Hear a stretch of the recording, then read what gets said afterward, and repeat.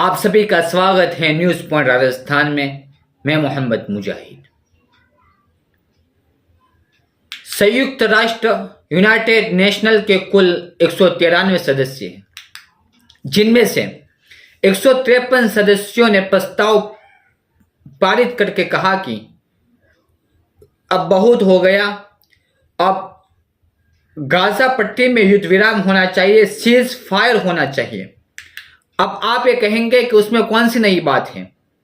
60 अक्टूबर के बाद से हर दिन ये कहा जा रहा है कि युद्ध विराम होना चाहिए, सीज फायर होना चाहिए, लेकिन इसमें नई बात यह है कि अब अपने दोस्त इजराइल की बगैर चिंता, उसके नाराजगी की चिंता किए बगैर भारत ने भी मानवीय आधार पर गाजा के सीज फायर के पक्ष में वोट दिया है।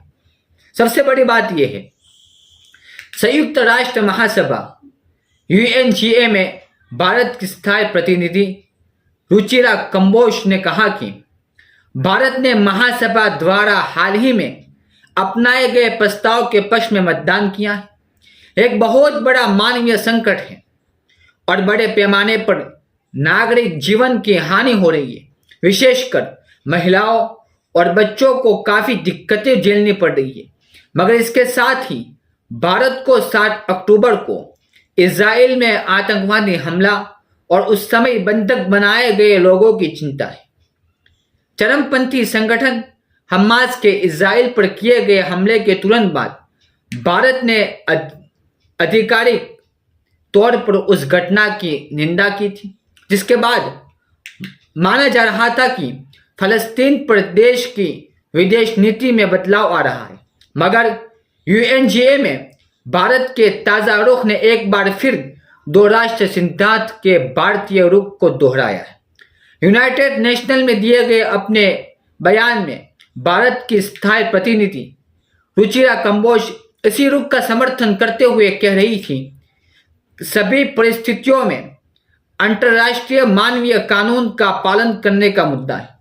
लंबे समय से चले आ रहे फलस्तीन प्रश्न का एक शांतिपूर्ण और स्थायी 2 राज्य समाधान खोजने का प्रयास किया जा रहा है।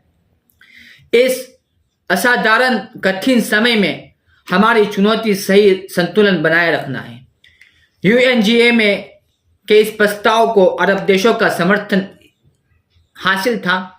भारत ने भी अब प्रस्ताव के पक्ष में वोटिंग की। इस प्रस्ताव में गाजा में युद्ध विराम करने की अपील की, सीज फायर की अपील की है।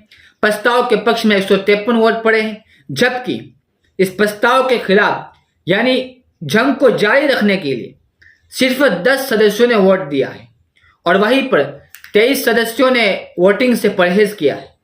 अमेरिका के पास इस महासभा में वीटो का अधिकार नहीं है, लिहाजा अमेरिका ने इजराइल और 8 बाकी देशों के साथ प्रस्ताव के खिलाफ मतदान किया है।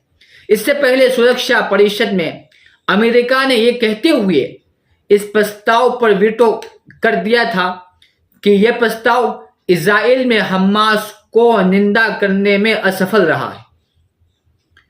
सैन्य कार्रवाई रोकने से हमास को गाजा पर शासन जारी रखने की मंजूरी मिल जाएगी।